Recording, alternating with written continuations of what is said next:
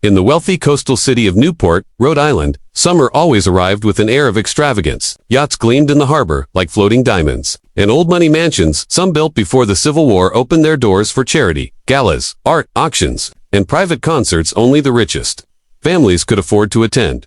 Among these legendary estates stood the Harrington Mansion, owned by one of the most influential hotel families in the United States. With marble staircases imported from Italy and chandeliers heavier than a pickup truck, the estate had become a symbol of American luxury.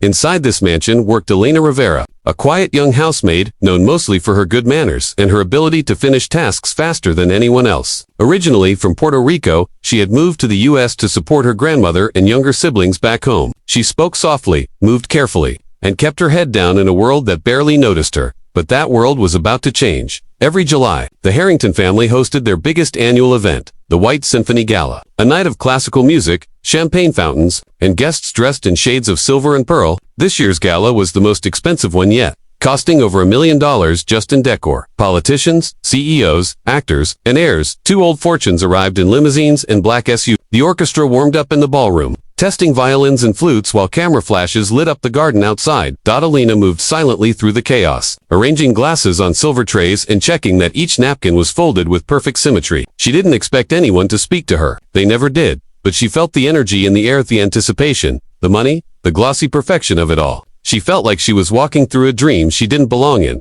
In the center of the ballroom stood Austin Harrington, the 27-year-old heir to the Harrington Hotel empire. Magazine covers called him America's Golden Bachelor, not only because of his fortune, but because of his look-sharp jawline, bright blue eyes, and hair perfectly styled by someone who probably made more money than most people's doctors. He was charming, reckless, and bored out of his mind. Austin loved parties, but only when he was the center of attention. Tonight, the spotlight belonged to the orchestra and the glamorous guests, and he was starting to feel invisible. With a drink in his hand, he joked around with his friends, a group of wealthy young men who acted like they never grew out of college. One of them pointed at the orchestra's program. "They're performing Mozart tonight," he said. "That crazy high Aria. What's it called again?" Austin laughed. "The Queen of the Night thing." "Yeah, nobody can sing that unless they're superhuman."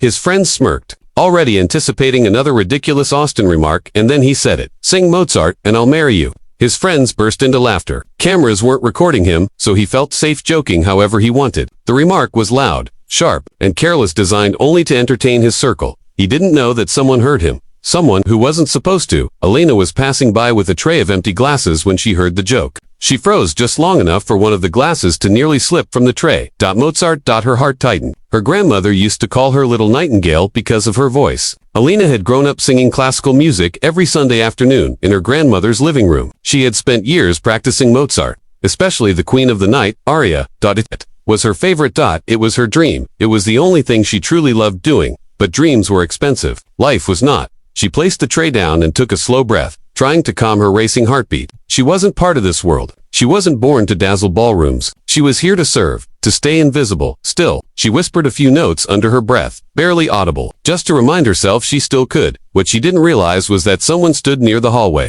and heard her. The conductor. He paused, turning slightly, trying to place the voice he caught for only a second. It was perfect pitch, clean tone, something rare. But before he could follow the sound, Elena had already slipped away like a shadow.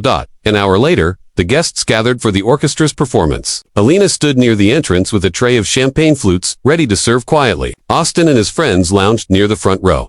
The orchestra began with a powerful overture, the violins soaring beautifully. Then came the moment everyone was waiting for, the soprano's entrance for the Queen of the Night, Aria.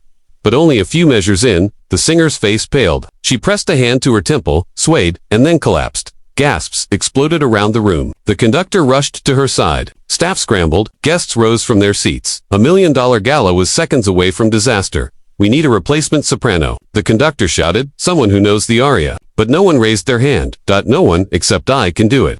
The room went still. People turned, searching for the owner of the voice. Elena stepped forward, trembling, her maid uniform stark against the glamorous background. Austin blinked. "You..." She nodded. His friends snickered. Guests murmured. Conductor stared at her with shock. "Are you certain?" he asked. Yes, the conductor had no other option. He gestured for her to come to the stage. Elena climbed the stage steps, her hands shaking. Her entire life had been small rooms, small dreams, small opportunities. Now she stood in front of senators, billionaires, CEOs, and celebrities in sparkling gowns. She closed her eyes. The orchestra began, and Elena opened her mouth. Her voice clear, powerful, soaring filled the ballroom like a miracle. High notes danced effortlessly. Coloratura runs flowed like crystal water. The impossible high Fs rang out so perfectly that some guests cried instantly. Austin sat frozen. This was not a maid, not a servant, not a background shadow. This was a star, and for the first time in his life, Austin Harrington realized what true talent sounded like. When the final note struck, the ballroom erupted into a thunder of applause. People rose to their feet. Every camera turned to Elena. She stood breathless, tears forming, overwhelmed. In Austin, he whispered the same words again, but this time, not as a joke. Who are you?